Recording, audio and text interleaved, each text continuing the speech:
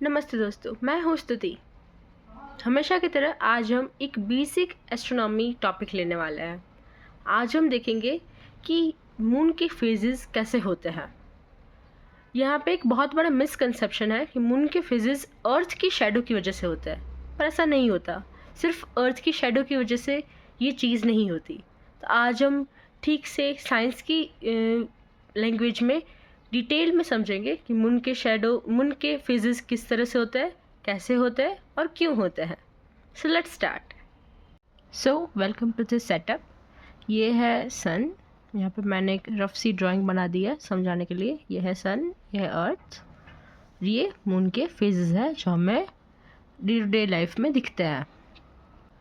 पहले तो एक बेसिक अंडरस्टैंडिंग ले लेते हैं। जो अर्थ होती है, अर्थ के आसपास मून ऐसे रिवॉल्व करता है, ठीक है। ये है मून, ये है सन। अर्थ सन के आसपास रिवॉल्व करती है, मून अर्थ के आसपास रिवॉल्व करता है। मून जो है वो टाइडली लॉक्ड है।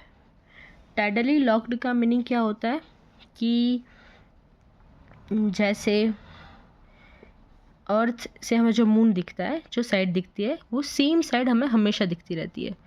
मून रोटेट नहीं करता कि उसकी अलग अलग साइड हर जगह घूमेगी, ऐसा नहीं होता।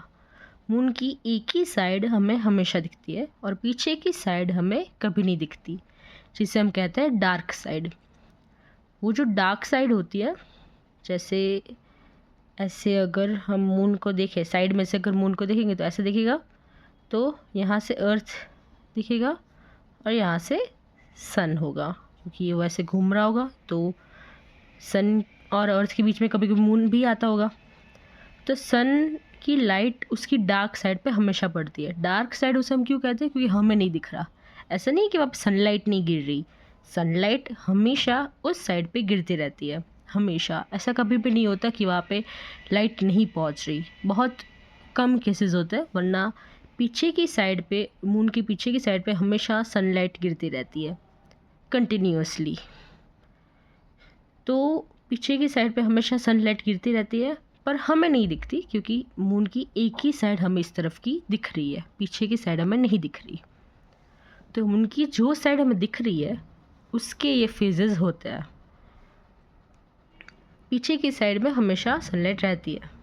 अब जो साइड हमें दिख रही है, अगर बेसिक अंडरस्टैंडिंग, जैसे पीछे हम कभी यहाँ पे टॉर्च लगा दे कहीं पे और उसके सामने एक ऑब्जेक्ट रखते उस लाइट के सामने, और हम यहाँ पे खड़े हो, ठीक है, तो हमें ये नहीं दिखेगा ऑब्जेक्ट, क्योंकि लाइट पीछे से आ रही है। तो लाइट की इतनी इंटेंसिटी होगी ताकि हमें सिर्फ लाइट दिखेगी, ऑब्जेक्ट नहीं दिखेगा।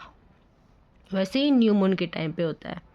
न्यू मून के पीछे की साइड पे सनलाइट आ रही होती है और सन की लाइट की इतनी ज़्यादा इंटेंसिटी होती है कि कभी भी हमें ये आगे की साइड भी नहीं दिखती।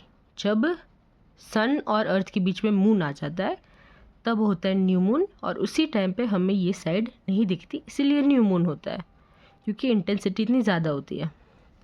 अब जैसे जैसे मून रिवॉल्व करते करते थोड़ा आगे आया, तो ये साइड पे अब हमें थोड़ी थोड़ी ये साइड दिखेगी, क्योंकि लाइट की इंटेंसिटी रेस थोड़ी ऐसे हो जाएगी, ठीक है, इसलिए हमें ये साइड दिखेगी। अब भी ये सारी साइड नहीं दिखेगी।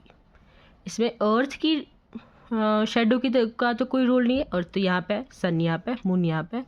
अर्थ की शैडो की वजह से ये नहीं दिख रहा, ऐसा नहीं है। अर्थ की शैडो की वजह से मून ना दिखे, ये सिर्फ इक्लिप्स के टाइम पे होता है, वरना तो ये सारे फेजेस में अर्थ की शैडो का कोई रोल नहीं होता।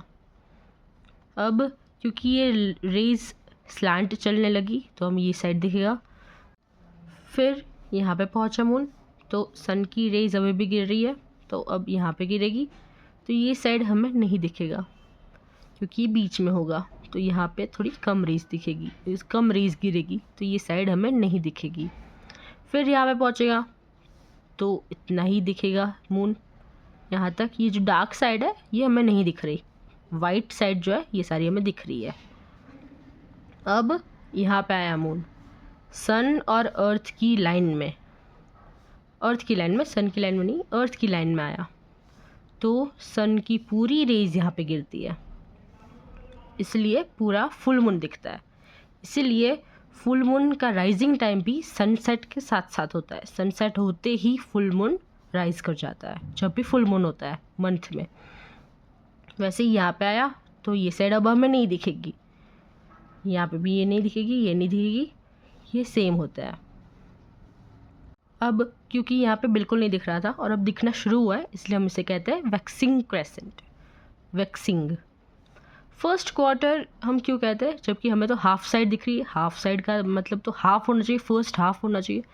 क्वार्टर हम इसलिए कहते हैं क्योंकि मून अपने रिवॉल्यूशन का 1/4 साइकिल कंप्लीट कर चुका होता है। यहाँ से शुरू होता है, वापस घूम के यहाँ पे आएगा तो 1 साइकिल होगी, तो इतना चल जाएगा, तो 1/4 हो जाएगा। फिर यहाँ पे हाफ, 3/4 और पूरा 1, इसलिए हम इसे कहते हैं फर्स्ट क्वार्टर। ये वैक्सिंग गिब्बस होता है क्योंकि अभी भी बढ़ रही है साइड, फिर ये कम होती जा रही है, इसलिए इसे वैनिंग कहते हैं। यहाँ पे थर्ड क्वार्टर होता है क्योंकि 3/4 साइकिल मून की कंप्लीट हो गई। यहाँ पे आ गया, यहाँ पे आ गया, यहाँ पे आ गया, अब सिर्फ इतना ही बाकी है, तो इसे हम कहते हैं थर्ड क्वार्टर, यानी कि 3/4। इसलिए इसके राइजिंग टाइम भी अलग अलग होता है। अगर आपको राइजिंग टाइम के बारे में जानना है तो मैंने इसके बारे में भी एक वीडियो बनाई है, आप वो वाली वीडियो देख सकते हो। तो आई होप आपको समझ आ गया होगा कि मून के फेजेस कैसे होते हैं और उसमें अर्थ की शैडो का रोल नहीं होता। अर्थ की शैडो का रोल तभी होता है जब एक्लिप्स होता है, तभी होता है, वरना नहीं होता। और टाइडली लॉक्ड है, इसलिए इस साइड में ये सरफेसेस होता है, पर पीछे की साइड पे हमेशा सनलाइट गिरी रहती है। उसे हम डार्क साइड इसलिए कहते हैं क्योंकि हमें नहीं दिख रही। डार्क साइड वो वाली साइड जहाँ पे हमारा चंद्रयान 3 गया था अभी इसरो का, इंडिया का, वो। सो फ्रेंड्स, आई होप आपको समझ आ गया होगा कि मून की फेजेस कैसे होता है। मैं स्तुति मिलती हूँ आपको नेक्स्ट वीडियो में नए म्यूजिक कंसेप्ट के साथ। Till then keep looking up and stay curious.